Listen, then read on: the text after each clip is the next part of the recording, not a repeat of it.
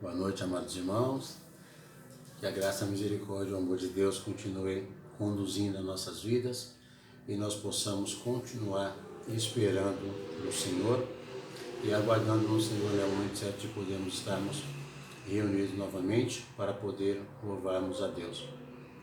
Dizer que estamos com saudade dos irmãos, né? Usar o velho ditado de chover não molhar, mas realmente estamos com muita saudade dos irmãos e também reconhecemos a saudade que os irmãos têm para conosco, que um tem para com o outro, e vamos continuar orando e esperando no Senhor, no tempo do Senhor, né? Porque o tempo do Senhor é o tempo mais certo, mais correto, é o tempo mais justo, né?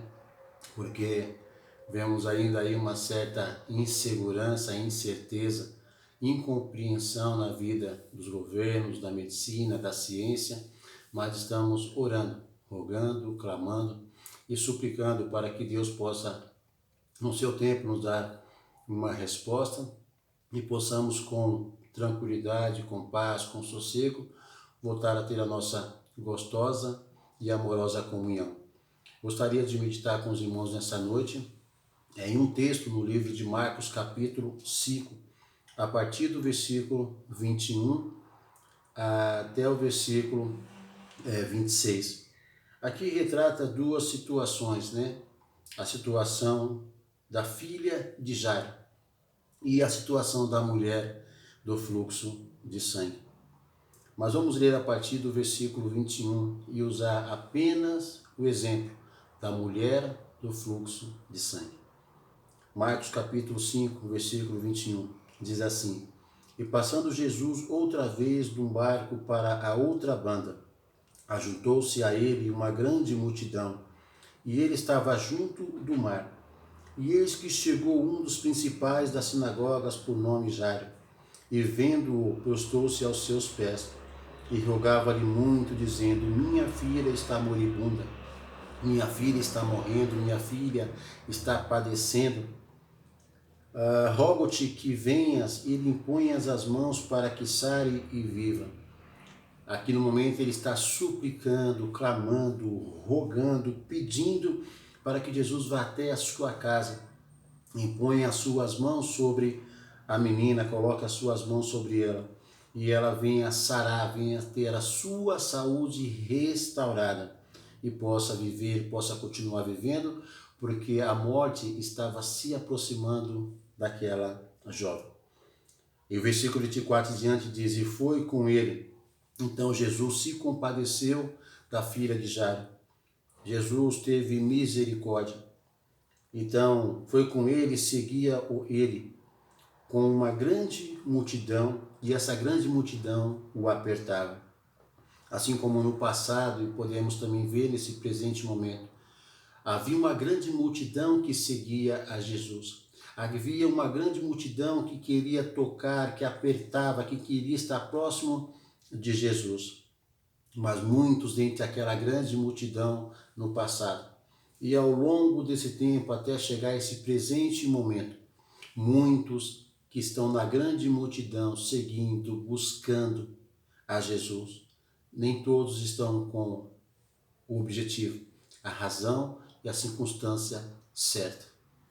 Aqui havia uma grande multidão que seguia e apertava a Jesus. A partir do versículo 25 é o contexto da nossa meditação, por onde nós iremos caminhar. E aqui diz: E certa mulher que havia 12 anos tinha um fluxo de sangue, e que havia padecido muito e com muitos médicos, e despendido tudo quanto tinha, nada lhe aproveitando isto, antes indo de mal a pior.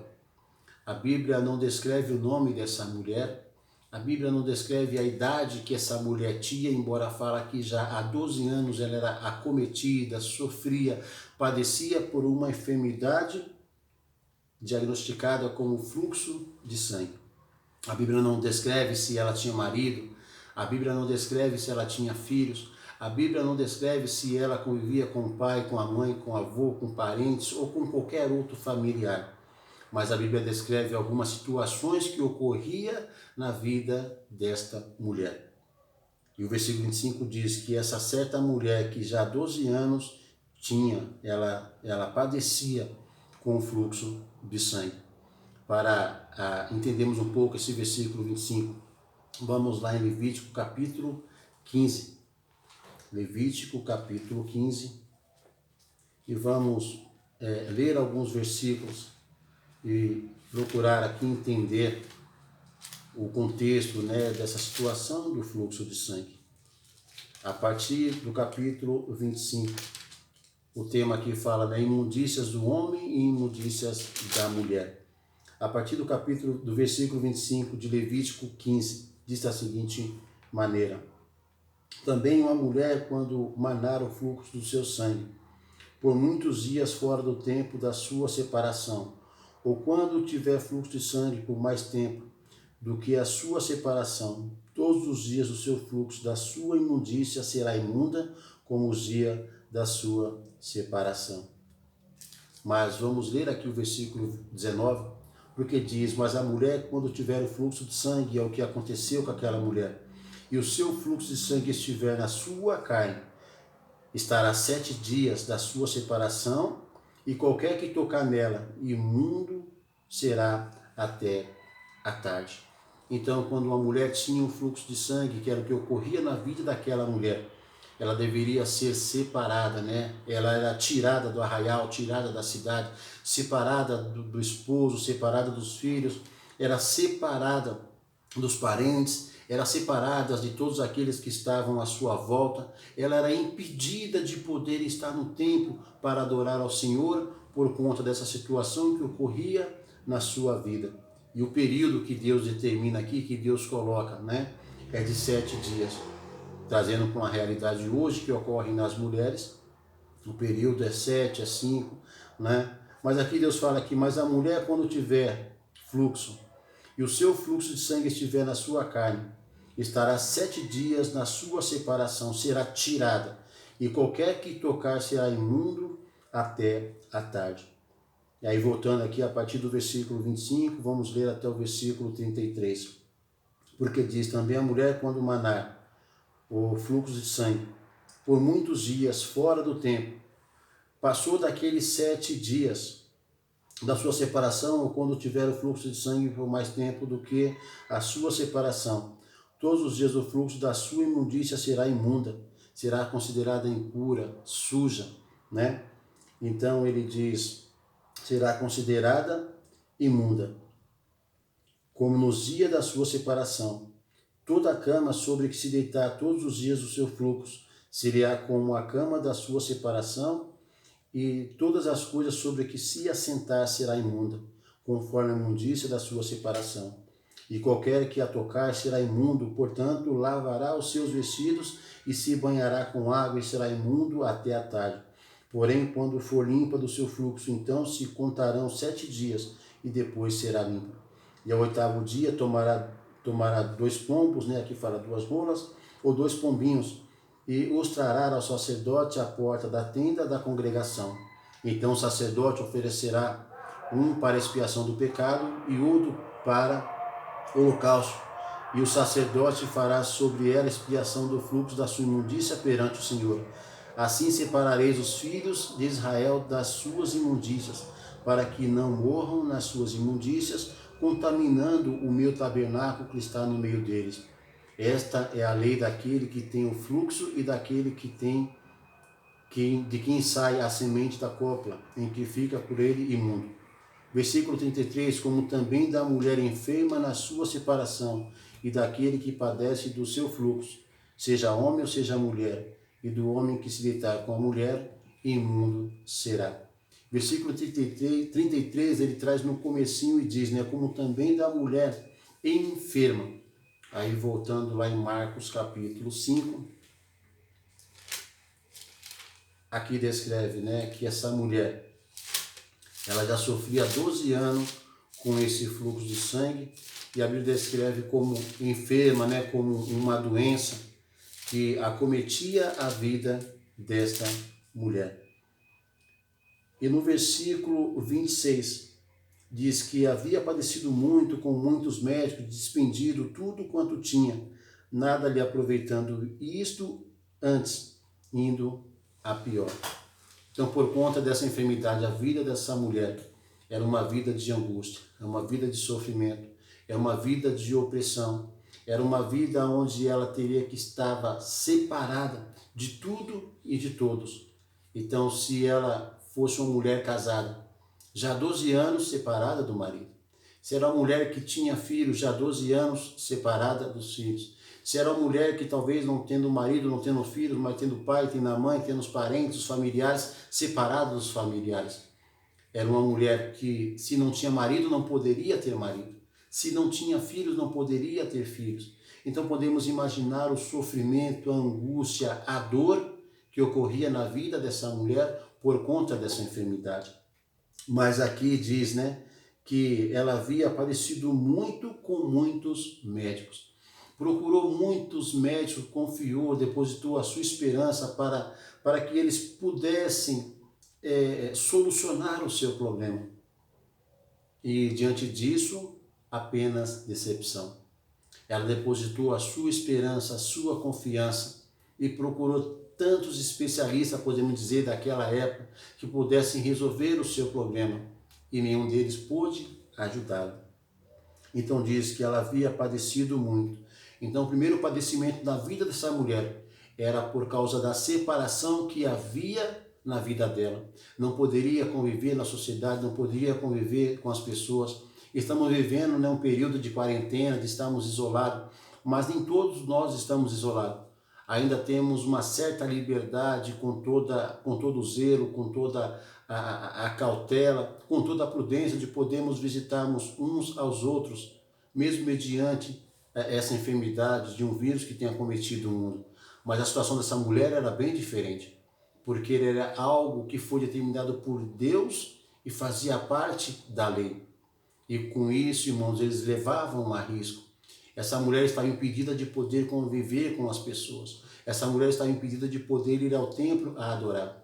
Essa mulher estava presa dentro da sua casa, sem poder talvez ver o sol nascer, sem poder ver a lua nascer, como as irmãs contemplaram ontem à noite, a lua maravilhosa, expressando a glória e o poder e a existência de Deus.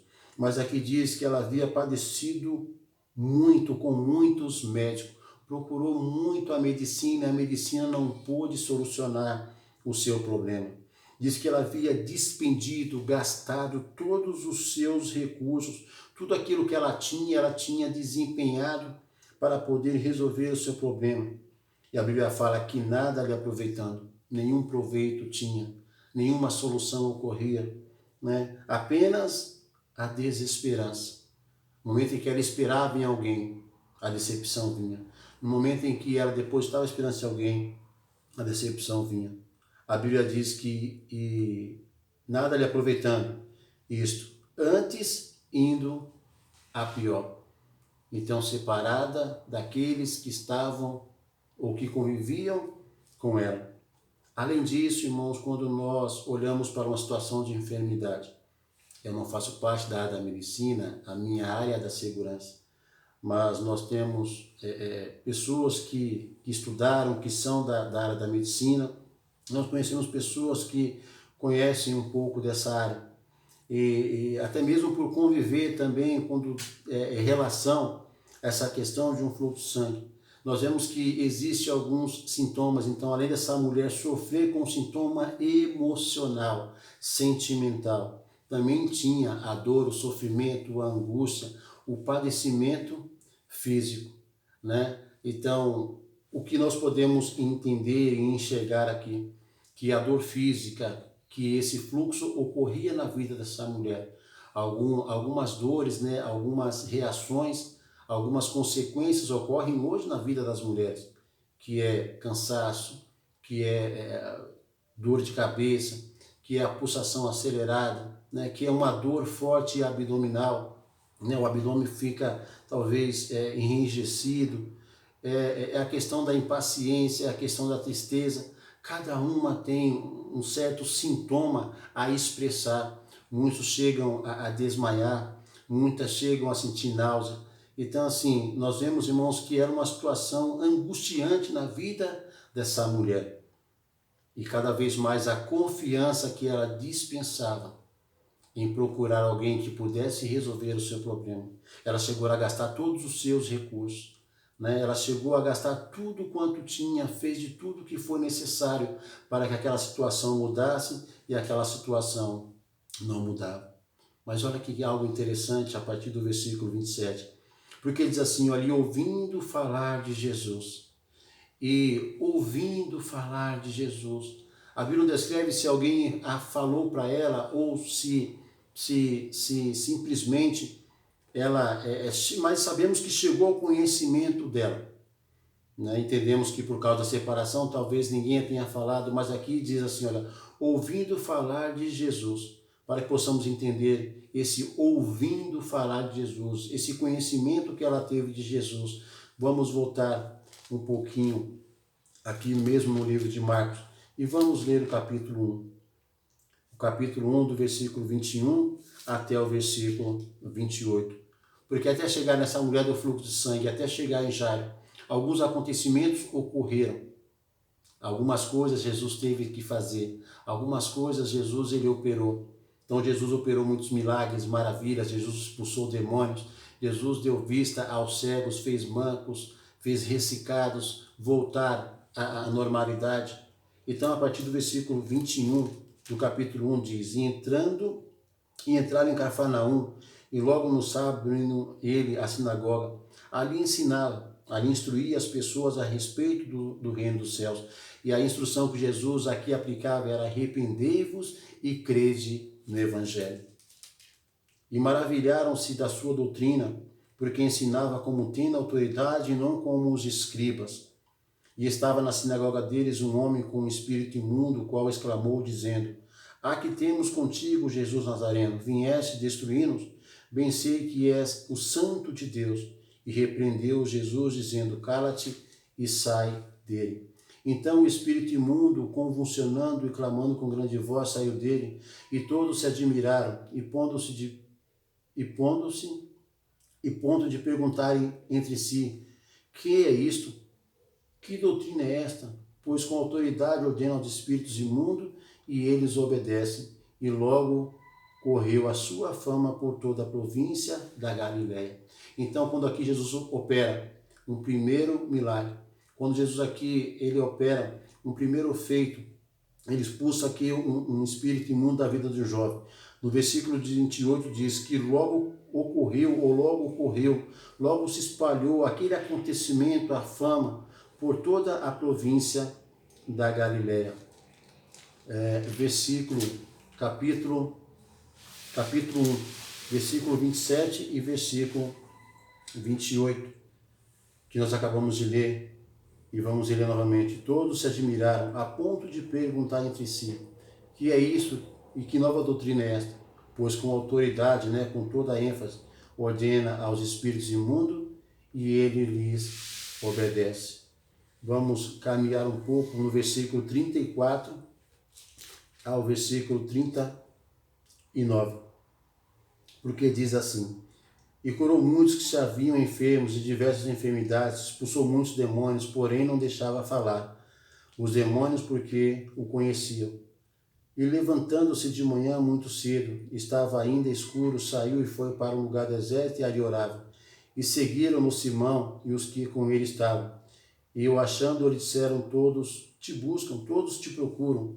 E eles lhe disseram, vamos às aldeias vizinhas para que ali também pregue, porque para isso vim. E pregava na sinagoga deles por toda a Galileia e expulsava demônios. Aqui nós vemos também Jesus, depois que curou a sogra de Pedro, a partir do versículo 29. Jesus ele deixa bem claro que era necessário, convinha a ele ir a outras aldeias para continuar pregando o reino dos céus. E ali também ele expulsou muitos demônios que acometia a vida das pessoas. No versículo 44 até o versículo 45, a história de Jesus ter purificado a vida de um leproso, ter curado um leproso, porque pergunta, se o Senhor quiser, o Senhor pode me tornar limpo novamente, o Senhor pode me curar dessa enfermidade? E Jesus cura ele daquela enfermidade. E o 44, 45 diz, e disse-lhe, olha, não digas nada a ninguém, porém vai e mostra-te ao sacerdote e oferece pela sua purificação que Moisés determinou para lhe servir de testemunho. Mas ele, tendo saído, começou a apregoar, começou a testemunhar, começou a falar muitas coisas e a divulgar o que acontecera, de sorte que Jesus já não podia entrar publicamente na cidade, mas conservava-se fora, em lugares desertos, de todas as partes as pessoas iam ter com Jesus. Então nós vemos, irmãos, que ela ouviu falar de Jesus, porque muitas coisas aconteceram, muitas coisas ocorreram. E aí nós vamos aqui no capítulo 3, do versículo 8 até o versículo 10. Porque também aqui diz, né? E de Jerusalém e da Idumeia, e da além do Jordão, e de perto de Tiro e de Sidom, uma grande multidão que, ouvindo quão grandes coisas fazia, vinha ter com ele. E ele disse aos seus discípulos que ele dessem de pronto um barquinho perto dele, para que junto da multidão, para que não o apertasse, porque tinha curado muitos de tal maneira que todos quanto vinham, né, tendo seus maus, vinham e se arrojavam sobre ele para lhe tocarem. E os espíritos imundos, vendo, se prostravam-se diante dele, clamavam, dizendo, tu és o Filho de Deus. E Jesus os repreendiam para que não se manifestasse. Então nós vemos que Jesus, ele operou muitos milagres, muitas maravilhas. E quando chega aqui no capítulo 5 de Marcos, a partir do versículo 7, inicia-se dizendo, ouvindo falar de Jesus, veio por detrás dele, entre a multidão, e tocou no seu vestido, porque dizia, ela tinha a certeza que se tão somente tocasse em Jesus, ela seria curada, ela seria restaurada, aquele mal sairia da sua vida. Primeiro ela depositou toda a sua esperança, a sua confiança nos homens, e só teve decepção. Gastou todos os seus recursos, como as pessoas têm feito hoje, né? Gastado todos os seus recursos à busca de uma cura, à busca de uma solução. Nós vemos a triste vida, né, daquele personagem, daquele ator que fez o Super-Homem. Depois de um acidente, gastou todos os seus recursos, fez todos os meios necessários para poder ter uma vida melhor, ter a situação restaurada, e assim não fez. Nós vemos a situação do corredor Michael Schumacher, né? Está gastando todos os seus recursos para poder ter a sua saúde restaurada, mas nada adianta. E aqui diz que ela gastou todos os seus recursos, mas ouvindo falar de Jesus, veio por detrás dele porque tinha certeza, convicção, porque ouviu, ficou sabendo daquilo que Jesus havia feito lá atrás e que Jesus poderia curá-la, Jesus poderia restaurar a sua vida. E ela tinha certeza que não precisava estar perto de Jesus, porque se ela chegasse perto, com certeza por conta da enfermidade, ela não poderia ser aceita pelos homens. Ela poderia ser afastada pelos homens. Talvez tivesse o receio que Jesus também não a aceitasse. Mas Jesus disse que não precisam de são os médicos. Ele veio buscar e salvar aqueles que haviam se perdido. Os doentes é que precisam dos médicos. Então ela tinha certeza que tão somente tocar nos seus vestidos sararei. E logo se lhe secou a fonte, depois que foi por trás da multidão e tocou em Jesus, e sentiu o seu corpo estar curado daquele mal. Estancou-se aquele fluxo, as dores que ela sentia já não sentia mais. Até mesmo aquele sentimento de angústia, de sofrimento, de opressão, ela já não sentia mais. Havia um alívio, uma paz, uma tranquilidade na vida daquela pessoa. E logo Jesus, conhecendo que virtude, poder de si saíra, voltou-se para a multidão e disse, quem me tocou nos meus vestidos? A Bíblia diz que uma grande multidão apertava, tocava, empurrava Jesus de um lado para o outro. E ele se vira e diz, quem me tocou? Vês que a multidão te aperta, disse um dos discípulos. E diz, quem me tocou? Seria uma incoerência, né, da parte de Jesus, mas não era incoerência, porque Jesus viu que dele saiu virtude, poder, havia ali uma busca diferente. E ele olhava em redor para ver quem era e ninguém se manifestava. Então a mulher que sabia que lhe tinha acontecido, depois que tocou em Jesus, temendo e tremendo, aproximou-se e prostrou-se diante dele, se ajoelhou diante de Jesus e lhe disse toda a verdade. Ela começou a falar para Jesus o que havia acontecido na vida dela.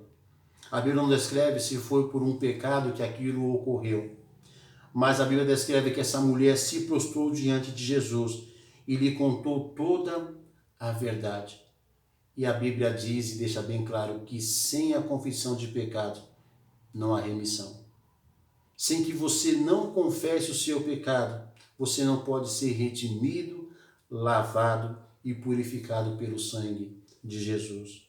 Mas aqui diz que aproximou-se de Jesus, temendo e tremendo, e se prostrando diante dele, disse-lhe toda a verdade. E olha a resposta de Jesus. Podemos até entender que houvesse um pecado na vida daquela mulher que levou àquela consequência, porque muitas das vezes as nossas escolhas, as nossas ações nos levam a pecar contra Deus e nós não imaginamos a consequência que vem depois do pecado. Então todo pecado que cometemos contra Deus, nós temos uma consequência. É como se você planta uma árvore e os frutos que nascem não são frutos bons. Há caminho que para o homem parece ser bom, o fim dele é o caminho de destruição. Então, a Bíblia descreve que essa mulher lhe contou toda a verdade. Ela abriu a sua vida para Jesus. Mesmo Jesus sabendo como era a vida daquela mulher, mas ela confessou diante de Cristo e diante daquela multidão que estava ao redor de Jesus. Então, Jesus lhe respondeu, no versículo 34, e ele lhe disse, filha, a tua fé te salvou. Paulo fala aos Romanos, que a fé é pelo ouvir e ouvir da palavra de Deus. E ele lhe disse, a tua fé te salvou, a tua fé te libertou, a tua fé trouxe para você paz, tranquilidade, harmonia, sossego. A tua fé trouxe para você um momento de alegria, de satisfação e de regozijo. Então, primeiramente, Jesus falou da fé. E a salvação se dá na vida do ser humano, primeiramente, pela fé. Então podemos entender aqui que neste momento, essa mulher alcançou a graça e a misericórdia de Deus porque confessou a Cristo tudo aquilo que ocorreu na sua vida. E o segundo ponto é que Jesus fala, vai em paz e ser curada desse mal. Deus ele tem poder para curar qualquer enfermidade. Deus tem poder para curar qualquer doença. Mas nós não entendemos, irmãos, que o objetivo de Deus de ter enviado Jesus Cristo a este mundo foi para buscar e salvar aqueles que haviam se perdido. O objetivo de Deus em enviar Cristo a esse mundo foi para mostrar o seu amor aos pecadores. Havia uma grande multidão que procurava Jesus por causa dos milagres, por causa das curas, por causa que Jesus expulsou muito demônio. Havia uma enfermidade na vida dessa mulher. E quando ela tocou em Jesus, Jesus falou assim, olha, esse tocar foi diferente. Esse tocar não foi igual ao dos outros que me apertam, que me tocam. E quando ela se prostrou diante de Jesus e confessou o seu pecado, Jesus disse para ela, a tua fé te salvou. O homem não tem poder para curar. E quando Pedro curou, quando Paulo curou, foi pelo poder do Espírito Santo de Deus que foi concedido a eles de fazer. Mas hoje o homem não tem poder para curar. Mas por que as pessoas são curadas da enfermidade? Por causa da fé que elas depositam em Deus. Por causa da misericórdia de Deus, mesmo quando as pessoas não confiam, não acreditam.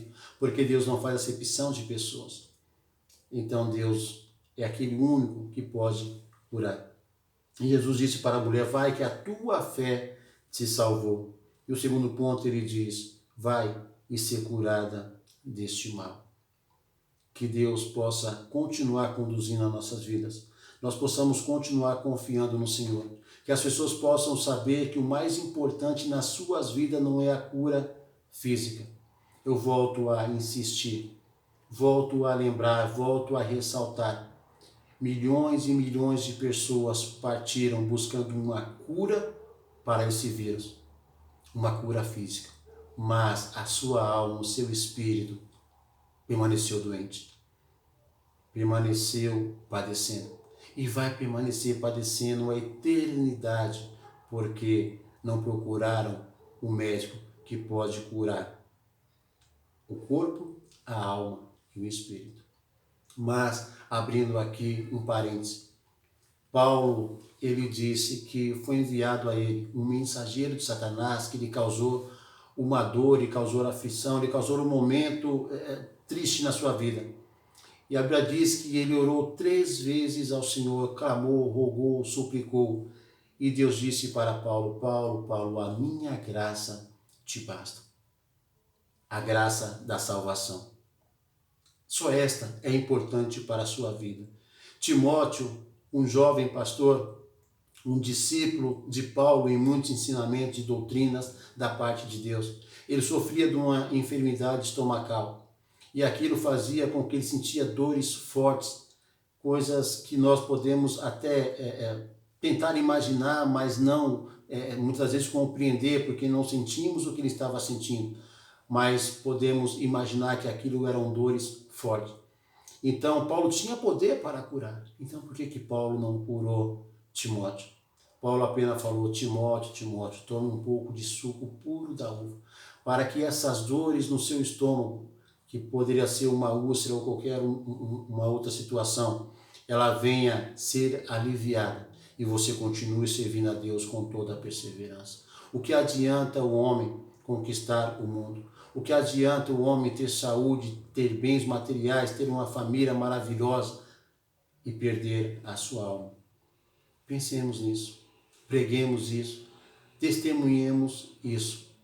Que a resposta de Jesus para aquela mulher primeiramente foi, vai, a tua fé te salvou. E em segundo, ser curada desse mal. Em ser curado de um mal e ter a nossa fé restaurada pelo sangue de Cristo, o melhor é ser restaurado pelo sangue de Cristo. E que a graça de Deus continue nos abençoando e nos fortalecendo. Uma boa noite a cada um dos irmãos e àqueles que nos assistem. Em nome de Jesus.